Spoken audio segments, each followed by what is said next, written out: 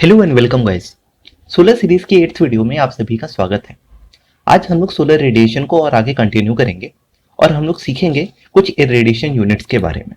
ये क्या होते हैं, इसका क्या सिग्निफिकेंस है, हम इसके बारे में डिटेल में आज बात करेंगे। तो चलिए शुरू करते हैं। अगर आपको प्रीवियस वीडियो याद हो तो उसमें हम लोगों ने कुछ रेडिएशन यूनिट्स देखी थी। एक बार फिर से मैं उसे आपको दिखा देता हूँ। आप जाइए जियोग्राफिकल साइट्स पे, उस पर आप क्लिक करेंगे तो आपने जो कल देखा था, हमने उस फाइल का नाम क्या रखा था, वीडियो 7। इसे हम ओपन कर लेते हैं। तो यहाँ पे अगर आप इसके मंथली मेट्रोनॉम में जाएंगे तो यहाँ पे आप देख सकते हैं कुछ रेडिएशन यूनिट्स थी। मैंने आपको वॉट पर मीटर स्क्वायर के बारे में बताया था, पर ये बाकी जो यूनिट्स हैं इसके बारे में हमने कोई भी बात नहीं करी है। तो आज इस वीडियो में हम लोग देखेंगे ये सारी यूनिट्स क्या होती हैं। वॉट पर मीटर स्क्वायर पर हम पहले भी बात कर चुके हैं। अगर आपने प्रीवियस वीडियो नहीं देखी है तो प्लीज उसे देख लीजिएगा। वॉट पर मीटर स्क्वायर का अगर हम लोग यूनिट ही से ही अगर हम चाहें तो इसको डिफाइन कर सकते हैं। उसके लिए आपके पास बेसिक इलेक्ट्रिकल क्लियर होने चाहिए, वो भी क्लास 9th की। वॉट का मतलब क्या होता है, पावर। ठीक है, मीटर स्क्वायर का मतलब क्या होता है, एरिया। मान लेते हैं ये आपका एक एरिया है, ठीक है, ये आपका पूरा एरिया है और यहां पे आपका सन है। तो सन की कुछ लाइट्स इस एरिया में पड़ेंगी। ये आपका क्या होगा, ए स्क्वायर। इस पर्टिकुलर एरिया में सन के द्वारा कितनी पावर जनरेट करी जाएगी उसी को हम क्या कहेंगे, वॉट पर मीटर स्क्वायर कहेंगे। ठीक है, अब बात करते हैं बाकी यूनिट्स के बारे में। जैसे कि आपका सबसे पहला यूनिट है kilo watt hour per metre square per day. ठीक है, अब इसका मतलब क्या होगा, इसको हम लोग सेक्शंस में डिवाइड कर लेते हैं। Kilowatt hour per metre square per day, मतलब एक दिन के अंदर, डे का मतलब एक दिन के अंदर इस पर्टिकुलर एरिया में कितनी एनर्जी जनरेट होती है उसी को हम क्या कहेंगे, kilowatt hour per metre square per day. Kilowatt क्या होता है, ये आपकी एनर्जी की यूनिट होती है। तो इसका मतलब क्या हुआ कि इस पर्टिकुलर एरिया में आपके एक दिन के अंदर कितनी एनर्जी जनरेट करी जाएगी उसी को हम क्या कहते हैं, kilowatt hour per metre square per day. अब बात आती है कि हम इसको यूनिट को कन्वर्ट कैसे करेंगे। अगर आपको पीवीएस में देखें तो आपके सारे डाटा ऑलरेडी कन्वर्टेड है, आपको कुछ करने की जरूरत नहीं है। पर फिर भी मैं आपको बता देता हूं कैसे इसको हम लोग वाट पर मीटर स्क्वायर को हम लोग kilowatt hour per metre square में कैसे कन्वर्ट करते हैं। चलिए एक बार देखते हैं। ठीक है, ये आपका क्या है, वाट पर मीटर स्क्वायर है। अब हमें क्या करना है, किलोवाट पर मीटर स्क्वायर में बदलना है। तो क्या करेंगे, यहां पे हम लोग 1000 से क्या कर देंगे, डिवाइड। तो क्या बन जाएगा, वाट किस में कन्वर्ट हो जाएगा, आपका किलोवाट में। अब हम लोग क्या बदलना है, हमें डे।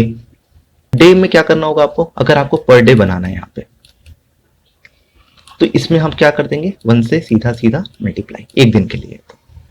ठीक है, अब क्या होगा, अब देखते हैं हम लोग आवर को। ठीक है, तो अगर अब हमें इसको आवर में कन्वर्ट करना है, kilowatt hour per metre square per day. ठीक है, तो एक दिन के अंदर कितने आवर्स होता है, 24। तो 1 multiplied by 1 multiplied by 24 divided by 1000। ये इसकी एक बेसिक यूनिट कन्वर्जन है। अगर आप इस फैक्टर को इससे मल्टीप्लाई कर देंगे तो आपको क्या मिल जाएगा, kilowatt hour per metre square per day. आइए अब चेक करते हैं क्या ये वैल्यू हमारी करेक्ट है। एक बार देखते हैं। वाट पर मीटर स्क्वायर में जनवरी मंथ में कितनी है, 158.7। इसको हम नोट कर लेते हैं, 158.7। अब हम देखते हैं पर डे कितना है। अगर आप पर डे देखें ये 3.81 है। ठीक है, अब इसे भी नोट कर लेते हैं, 3.81। अब कैलकुलेटर में हम कैलकुलेट करके देखते हैं क्या होगा।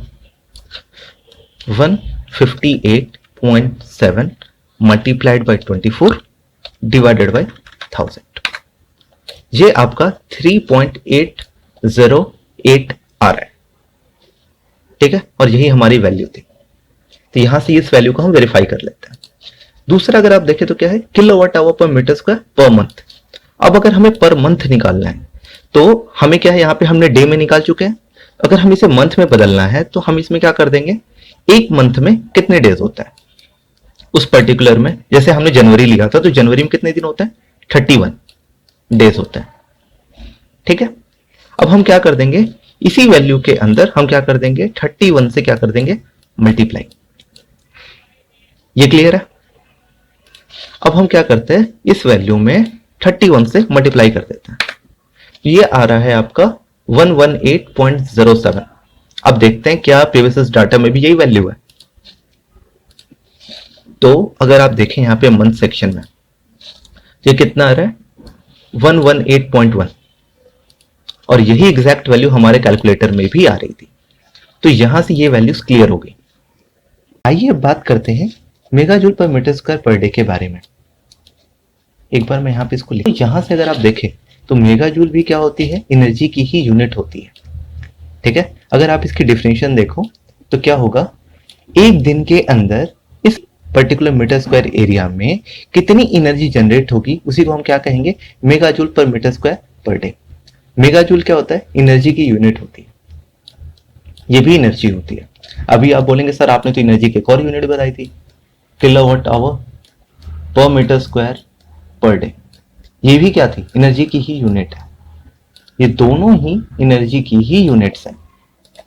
ठीक है, अब क्या है, एनर्जी के टर्म में अगर आप इलेक्ट्रिकल एनर्जी में देखें तो इसको हम लोग यूज करते हैं किलोवाट आवर को। ठीक है, अब यहां पे क्या है, अगर हम चाहते हैं किलोवाट आवर को मेगा जूल में अगर हम कन्वर्ट करना चाहते हैं तो हमें क्या करना पड़ेगा, 3.6 से मल्टीप्लाई करना पड़ता है। किस में करना पड़ता है, किलोवाट वाले में। ठीक है, अब बात आती है कि अगर हमें किलोवाट नहीं पता है, हमें सिर्फ वाट पर मीटर स्क्वायर पता है, ये पावर पता है, तो हम कैसे कन्वर्ट करेंगे। ठीक है, तो हम क्या करेंगे, किलोवाट का हमें पता हुआ है वैल्यू, कैसे कन्वर्ट करते हैं आपको पता है, 1 इंटू 1 इंटू 24 डिवाइडेड बाई 1000। तो यहां से आप डायरेक्ट वैल्यू निकाल सकते हैं किलोवाट आवर की, मतलब वाट पर मीटर स्क्वायर को आप डायरेक्टली कन्वर्ट कर सकते हैं mega joule per metre square per day में। तो आइए अब एक बार प्रीवियस सिस्टम में चेक करते हैं क्या ये वैल्यू सही में आ रही है या नहीं। तो अगर आप देखिए यहाँ पे मेगा जूल पर डे में इसकी वैल्यू कितनी है, 13.71। यहाँ पे नोट कर लेते हैं इसकी वैल्यू को, कितनी है, 13.71। और यहाँ पे वैल्यू कितनी थी, 158 समथिंग थी। कितनी थी, 158.7। 158.7। आइए एक बार कैलकुलेटर में चेक करते हैं। ठीक है, तो यहाँ पे आप 158.7 multiplied by 13.7 multiplied by 3.6 multiplied by 24 divided by 1000। यहां से आप वैल्यू निकालो तो एग्जैक्टली आपका इतना आ रहा है। अप्रोक्सीमेशन यहाँ पे हम लोग लेते हैं डिजिट्स में, तो आपका ये वैल्यू आ रही है। ठीक है, अब हमें इसे क्या करना पड़ा, इसी वैल्यू को अब हमें मंथ में कन्वर्ट करना पड़ा। किस में कन्वर्ट करना पड़ा, मंथ में। तो अब हम क्या कर देंगे, उस पर्टिकुलर मंथ में, जैसे कि अगर मान लेते हैं जनवरी है तो हम क्या करेंगे, 31 से मल्टीप्लाई करेंगे। फरवरी है, अगर फरवरी है तो हमें देखना पड़ेगा वो कौन से साल का है। ठीक है, इसमें आप 28 से मल्टीप्लाई करेंगे। ठीक है, अभी मान लेते हैं हम जनवरी का ही ले रहे हैं, तो यहाँ पे हम क्या कर देंगे, 31 से नंबर ऑफ डेज से मल्टीप्लाई कर देंगे। अब हम क्या करते हैं, मल्टीप्लाइड बाई 31। तो ये आपका आ रहा है 425 के करीब आ रहा है। अब देखते हैं प्रीवियस सिस्टम में। तो प्रीवियस सिस्टम में अगर आप देखें तो ये भी आ रहा है 425.2। तो अप्रोक्सीमेटली वैल्यू सेम है। तो ये जो ऊपर की जो जितनी भी यूनिट्स हैं ये कुछ नहीं है, ये आपका पर्टिकुलरली इसी डाटा को रिप्रेजेंट करने का एक तरीका है। तो बात ये आती है हम इसमें क्यों रिप्रेजेंट करते हैं, जब हमारे पास वाट पर मीटर स्क्वायर था तो एक तरीके से आपको मैंने भी बताया था वाट पर मीटर स्क्वायर क्या है, ये पावर है, और ये सारी जो यूनिट्स है वो क्या है, एनर्जी है। और हमें पता है सन की तरफ से जो पावर लाइट आती है उसको हम लोग क्या करते हैं, इलेक्ट्रिकल एनर्जी में कन्वर्ट करते हैं, और एनर्जी की यूनिट क्या होती है, किलोवाट आवर। तो ये इसका मेन रीजन है इस यूनिट को कन्वर्ट करने का, और हमारा जो मेन फोकस होता है वो होता है ऊपर की 4 यूनिट्स पे ही। ठीक है, अब एक लास्ट यूनिट बच चुकी है आपका क्लियरनेस इंडेक्स केटी। अब इसको समझ लेते हैं एक बार। क्लियरनेस इंडेक्स केटी ये आपका रेशियो होता है ग्लोबल इरेडियंस का और एक्स्ट्रा टेरेस्ट्रियल रेडिएशन का। ग्लोबल इरेडियंस का मतलब क्या हुआ, जो हमारे ग्राउंड लेवल पे जो हमें इरेडियंस प्राप्त होती है उसी को हम क्या बोलते हैं, ग्लोबल इरेडियंस। दूसरा जो आपको दिख रहा है एक्स्ट्रा टेरेस्ट्रियल, एक्स्ट्रा टेरेस्ट्रियल का मतलब होता है जो बाहर से आ रही है। बाहर का मतलब यहाँ पे क्या है, अर्थ सरफेस के बाहर। मान लेते हैं कि यहाँ पे आपका एक अर्थ है, ठीक है, और यहां पे मान लेते हैं हमारा एक सन है। अब हम क्या करते हैं, यहां किसी पर्टिकुलर एरिया में हमने अपना सोलर पावर प्लांट लगाया, तो यहां से सन से कुछ एनर्जीज आएंगी हमारे यहां तक।